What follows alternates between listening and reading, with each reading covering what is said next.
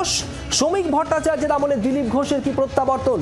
বিজেপির প্রাক্তন রাজ্য সভাপতি দিলীপ ঘোষ, দুর্গাপুরে দিলীপ ঘোষের হাতে দেখা গেল ডুগডুগি। ডুগডুগি বাজিয়ে মানুষকে জাগাচ্ছি বললেন দিলীপ ঘোষ।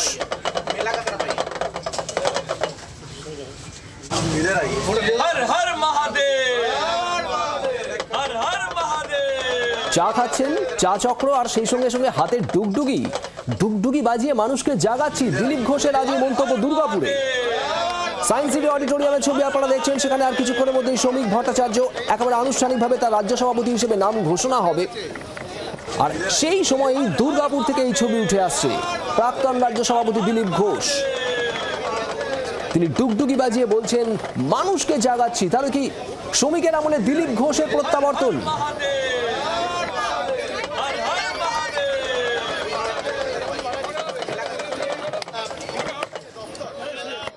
দেখুন, শ্রাবণ মাস এসে গেছে, প্রভু মহাদেব তার ডুগডুগি বাজছেন চারিদিকে। তো তার যে হাতে ডমরু থাকে সেটা সমাজকে জাগাবার জন্য সবাই, তা আমরাও সবাইকে বর্তমান পরিস্থিতির জন্য জাগরণ করছি, সবাইকে জাগাচ্ছি যে আসুন লড়াই করুন। সেই জন্য ডুগডুগি হাতে নিয়েছি মানুষকে জাগাবার জন্য।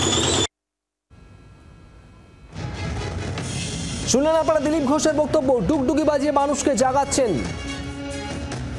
তৃণমূল নেতা অরূপ চক্রবর্তী এই মুহূর্তে আমাদের সঙ্গে রয়েছেন টেলিফোন লাইনে। অরূপবাবু, দিলীপ ঘোষ যাকে সাম্প্রতিককালে আমরা দেখেছিলাম কিছুটা চুপচাপ, আজ একেবারে মনে হলো যেন স্বমহিমায় হাতে ডুগডুগি নিয়ে বাজাচ্ছেন এবং বলছেন ডুগডুগি বাজিয়ে মানুষকে জাগাচ্ছেন। কি বলবেন? না দেখুন, একটা জিনিস খুব পরিষ্কার, বিজেপির এখন এমন অবস্থা, বিজেপিরা নিজেরাই বুঝতে পেরেছে যে আগামী বিধানসভা নির্বাচন কার্যত এ রাজ্যের বুকে তাদের স্বপ্ন অধিষ্ঠিত হয়ে গেছে। এটা কার্যত ওয়াকওভার। বিজেপি এমন সময় এমন সিদ্ধান্ত নিয়েছে যাতে গোটা বিজেপি ছন্নছাড়া। একদিকে দিলীপ ঘোষ লবি আলাদা হয়ে গেছে এবং গতকালকে এই নির্বাচনকে কেন্দ্র করে এমন প্রবল অন্তর্দ্বন্দ্ব দেখা গেল পটাশপুর অর্থাৎ পূর্ব মেদিনীপুর জেলা, মানে শুভেন্দু অধিকারীর জেলা, সেখান থেকে শ্রমিক ভট্টাচার্যের বিরুদ্ধে শেষ মুহূর্তে একটা মনোনয়ন পর্যন্ত জমা পড়ে।